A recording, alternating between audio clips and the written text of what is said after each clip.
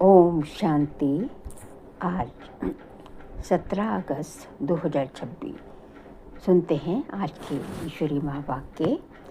बाबा कहते हैं, मीठे बच्चे, बाप और दादा की भी वंडरफुल कहानी है। बाप जब दादा में प्रवेश करे तब तुम ब्रह्मा कुमार कुमारी वर्षे के अधिकारी बनो। बाप और दादा की भी वंडरफुल कहानी है।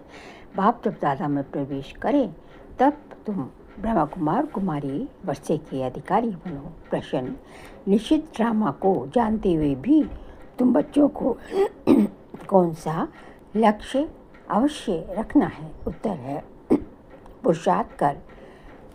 पुरुषार्थ कर डेवलप करने का, अर्थात विनाश के पहले बाप की याद में रह कर्मातीत बनने का लक्ष्य अवश्य रखना है। कर्मातीत अर्थात आयरन एजिड से गोल्डन एजिड बनना पुरुषार्थ का यही थोड़ा सा समय है। इसलिए विनाश के पहले अपनी अवस्था को अचल अडूल बनाना है। ओम शांति। ओम शांति। ये दोनों कौन कहते हैं? एक था बाबा, एक था दादा। कहानी सुनाते हैं ना, एक था राजा, एक थी रानी। अब ये फिर है नहीं पाते, एक बाबा एक दादा। तुम कहेंगे 5000 वर्ष पहले भी एक था शिव बाबा, दूसरा था ब्रह्मा दादा। अब शिव के बच्चे तो सब हैं, सभी आत्माएं एक बाप की संतान हैं। ये तो है ही, वह तो है ही। ब्रह्मा के बच्चे ब्राह्मण भी है। प्रजापिता ब्रह्मा की संतान ब्रह्मा कुमार कुमारियाँ थे। उन्हों को कौन पढ़ाते थे? शिव बाबा। प्रजापिता ब्रह्मा के ये ब्रह्म कुमार कुमारियाँ ढेर बच्चे हैं ना। ब्रह्मा कुमार कुमारियाँ मानती हैं बरोबर हम शिव बाबा के बच्चे भी हैं, पुत्र भी हैं। बच्चे तो हैं ही, अब पुत्र बने हैं। ब्रह्मा द्वारा दादे से वर्षा लेंगे। अभी तुमको दादे से वर्षा मिलता है, जिसको शिव बाबा कहते हैं। परंतु ब्रह्मा कुमार कुमारियाँ होने के कारण उनको हम दादा कहते हैं। वर्षा दादी का है, ब्रह्मा दादा का नहीं। वैकुंठ वासी बनने का वर्षा उस बाप से मिलता है। आधा कल्प वर्षा पाते हो, फिर तुमको श्राप मिलता है रावण से। नीचे उतरते आते हो, जैसे कि ग्रहचारी बढ़ती है। नीचे उतरने में अभी तुम बच्चे जान समझते हो हमारी ग्रहचारी राहु की दशा पूरी हुई। राहु की दशा है सबसे बुरी। ऊंचती ऊंच बृहस्पति की दशा, फिर राहु की दशा बैठी तो 5 विकारों के कारण हम काले हो गए। अब फिर बाप कहते हैं, दे दान तो छूटे ग्रहण। तुम्हारी बात। उन्होंने फिर सूर्य चंद्रमा का ग्रहण समझ लिया है। जब ग्रहण लगता है तो दान देते हैं, जब ग्रहण लगता है तो दान मांगते हैं। यहाँ बाप तुमको कहते हैं 5 विकारों का दान दो तो ग्रहचारी उतर जाएगी। इन विकारों से ही तुम पापात्मा बने हो। मुख्य है देह अभिमान। पहले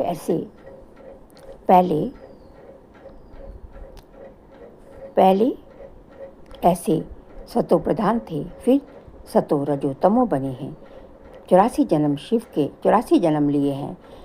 ये तो पक्का निश्चय है। बरोबर देवताएं ही 84 जन्म लेते हैं। पहले उन्हों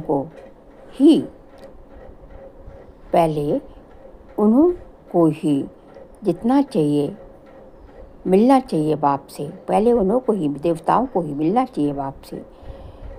माया गाया भी जाता है, आत्माएं परमात्मा अलग रहे बहुकाल। बाप कहते हैं, पहले तुमको सतयुग में भेजा था, फिर अभी तुम ही आकर मिले हो। आगे तो सिर्फ गाते थे। उनका पुरुषार्थ अर्थ अभी बाप पैर समझाते हैं। सभी वेद शास्त्र जप तप आदि जो भी है उसका सार बाप पैर समझाते हैं। बाप तो बिल्कुल सहज है, बात तो बिल्कुल चक्र तो बिल्कुल सहज है। अभी कलयुग और सतयुग का संगम है। लड़ाई भी सामने खड़ी है, ये भी तुमको निश्चय है। सतयुग की स्थापना होती है। कलयुग में जितने भी हैं उन सब के शरीर खलास हो जाएंगे। बाकी आत्माएं पवित्र बन जाएंगी। बाकी आत्माएं पवित्र बन हिसाब किताब चुक कर जाएंगी। ये सबके क़यामत का समय है। आत्माएं शरीर छोड़ चली जाएंगी। ये तुम्हारी बुद्धि में अभी है। जब तक हम कर्मातीत अवस्था को पाए तब तक संगम पर खड़े हैं। जब तक हम कर्मातीत अवस्था को पाए तब तक हम संगम पर खड़े हैं। एक तरफ है करोड़ों मनुष्य, दूसरी तरफ हो सिर्फ तुम। थोड़े तुम्हारे में भी कितने हैं जो निश्चय बुद्धि होते जाते हैं। निश्चय बुद्धि विजयंती, फिर जाकर विष्णु के गले की माला बनेंगे। एक है रुद्राक्ष की माला, दूसरी है रुंड माला। उस रुंड माला में छोटी छोटी शक्ल होती है। ये निशानी है। हम आत्माएं ही आकर फिर बाप के गले के माला के दाने बनेंगे। फिर यहाँ आएंगे नंबरवार। माला 8 की भी है, 108 की भी है, 16,108 की भी है। अब 16,000 है या 5-10,000 है, उसका कोई हिसाब नहीं निकाला जाता। ये मालाएं गाई जाती हैं। बाबा कहते हैं ये सब तुम क्यों विचार करते हो। जितने भी राजाएं कल पहले सतयुग त्रेता में बने थे उतने ही बनेंगे। 100 बने या 2-3 बने, ये पूछना नहीं है। बाप कहते हैं तुम जितना नज़दीक आते जाएंगे तो ये सब समझ जाएंगे। आज हम यहाँ हैं, कल विनाश होगा। फिर सतयुग में थोड़े से देवी देवता होंगे, बाद में विद्या को पाते हैं। सतयुग के आसार भी दिखाई पड़ते हैं। बाकी लाखों जाकर रहेंगे। फिर लाख रहे या 9-10 लाख रहे, एक्यूरेट नहीं कह सकते। हाँ, तुम जब एक्यूरेट संपूर्ण बनने के लायक बनेंगे तब तुमको और सबको और ज़्यादा साक्षात्कार होते जाएंगे। अभी तो बहुत कुछ समझने का समय पड़ा है। बहुत सब चीज़ें महंगी होती जाएंगी। विलायत में भी अब खूब टैक्स आदि लगते रहेंगे। बहुत महंगाई होकर फिर एकदम सस्ताई हो जाएगी। सतयुग में कोई चीज़ पर खर्चा नहीं होगा। सब खानियाँ आदि भरपूर हो जाएंगी। नई दुनिया में वैभव बहुत होते हैं। लक्ष्मी नारायण के पास बहुत वैभव है ना। श्रीनाथ वाले में मूर्तियों के आगे भी कितने वैभवों का भोग लगाते हैं। वहाँ बहुत माल बनाते हैं और खाते रहते हैं। कहेंगे हम देवताओं को भोग लगाते हैं। कहेंगे देवताओं को भोग नहीं लगाएंगे तो वे नाराज हो जाएंगे। अब इसमें नाराज होने की तो कोई बात ही नहीं। तुम कोई पर नाराज नहीं होते हो। जानते हो ड्रामा अनुसार ये विनाश होना ही है। कलयुग से बदल कर सतयुग होगा। हम ड्रामा को समझते हैं कि ड्रामा अनुसार अभी नया चक्र शुरू होता है। तुम भी ड्रामा के वश हो। ड्रामा अनुसार बाप भी आया हुआ है। ड्रामा में 1 मिनट भी नीचे ऊपर नहीं हो सकता। जैसे बाबा आया तुमने देखा कल्पात भी बहु ऐसी होगा। शास्त्रों में तो कल्प की आयु लंबी लिखती है। अभी तुम बच्चों की बुद्धि में है। बरोबर विनाश सामने खड़ा है।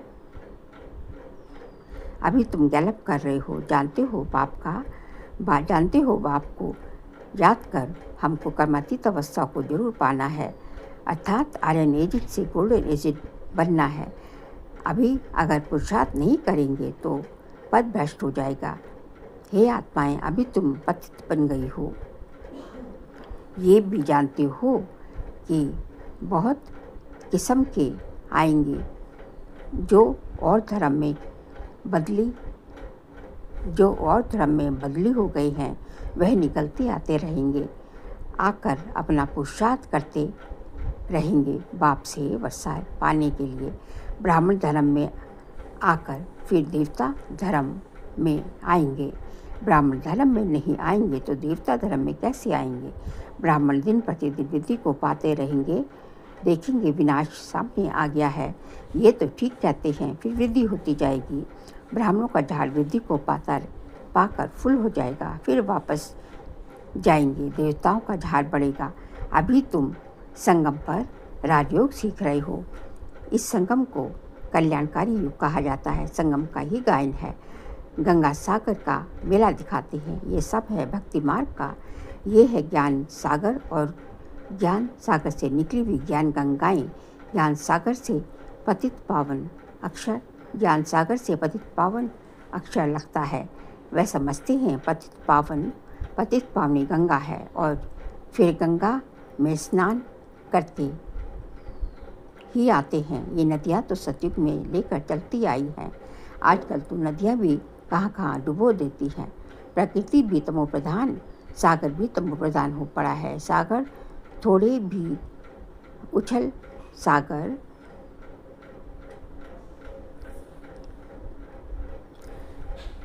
सागर थोड़े भी उछल खाएगा तो सब कुछ खलास हो जाएगा। सतयुग में सिर्फ हम थोड़े ही भारत में रहते हैं। यमुना के कंठे पर देहली पर स्थान थी, फिर बननी है। सतयुग में थोड़े ही जीवात्माएं रहती है, फिर धीरे धीरे आते जाते हैं। अब भी है कलयुग का अंत। कितने ढेर मनुष्य हो गए हैं। बेहद का नाटक है जिसको अच्छी रीति समझना है। भाई कोई अपने को एक्टर समझते भी हैं, परंतु कल 5000 वर्ष का है ये किसको भी पता नहीं। कहाँ 84 जन्म, कहाँ 84 लाख। अभी तुम रोशनी में हो। तुमको बाप से वर्षा मिलता है। बाप कहते हैं मन मना भव बाप को याद करना है। फिर शिव भगवान की महिमा में और देवताओं की महिमा में बहुत फर्क है। बाप जो नई रचना रचते हैं उनकी महिमा है सर्वगुण संपन्न। बाप जो नई रचना रचते हैं उनकी महिमा है सर्वगुण संपन्न। जो नई रचना देवताओं की महिमा है सर्वगुण संपन्न, 16 कला संपन्न। अभी तुम ऐसे बन रहे हो। बाप की महिमा और देवता इनकी महिमा में रात दिन का फर्क है। राजयोग का गाया, ये राजयोग है ना, गाया भी जाता है। भगवान राजयोग सिखलाती हैं। वह है निराकार, तो जरूर निराकार से साकार में आना पड़े। भगवान की इतनी महिमा है तो जरूर आना पड़े।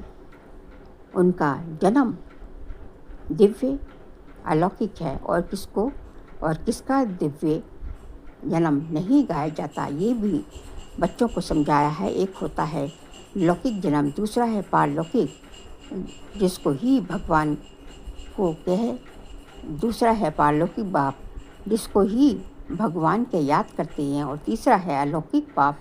ये फिर वंडरफुल बाप है। जब पारलौकिक बाप बच्चों को अडॉप्ट करते हैं तो बीच में यह अलौकिक आ जाता है। प्रजापिता ब्रह्मा के कितने ढेर बच्चे हैं। शिव बाबा जाकर ब्रह्मा द्वारा तुमको अपना बनाते हैं। कितने ब्रह्मा कुमार कुमारियाँ बनते हैं। लौकिक बाप को तो करके 8-10 बच्चे होंगे। अच्छा, शिव बाबा भी है पारलौकिक बाप, उनको तो अनेक बच्चे हैं। सभी आत्माएं कहती हैं हम ब्रदर्स हैं। अब इस संगम पर फिर अलौकिक बाप मिलता है। ये ज्ञान तुमको वहाँ नहीं रहेगा। प्रजापिता ब्रह्मा बाप मिलता ही तब है जबकि बाप आकर नई सृष्टि रचते हैं। तो ये अलौकिक जन्म हुआ ना, इनको कोई समझ नहीं सकते। ये लौकिक, वह पारलौकिक और ये है संगम युग अलौकिक बाप। लौकिक बाप तो सतयुग से लेकर होते आए हैं।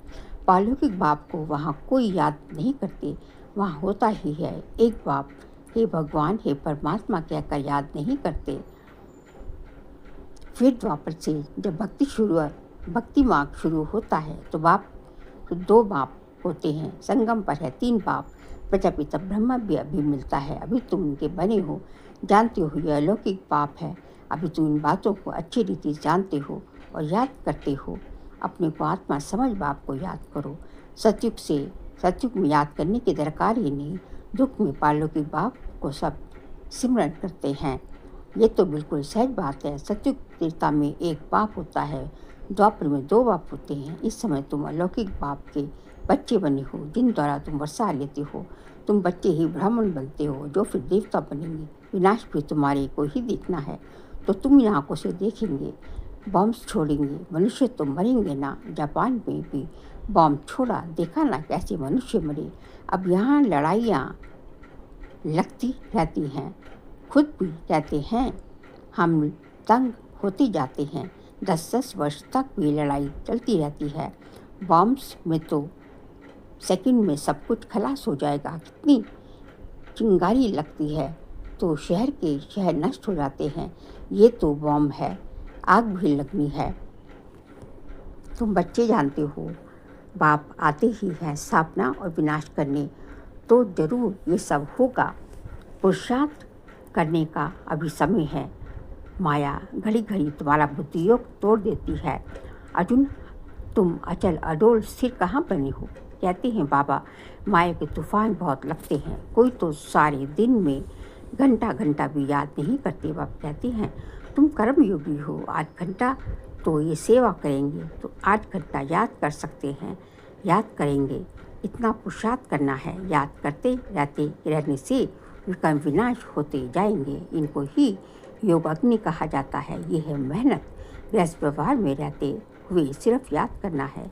ये भी बाबा बतलाते हैं कि जिन्होंने गृहस्थ छोड़ा है, बच्चे बने हैं, वह भी इतना याद नहीं करते हैं जितना गृहस्थ में रहने वाले और ही ज़्यादा याद करते हैं। अर्जुन और भील की भी मिसाल देते हैं ना। मेहनत है बाप को याद करना और चक्र को समझना है।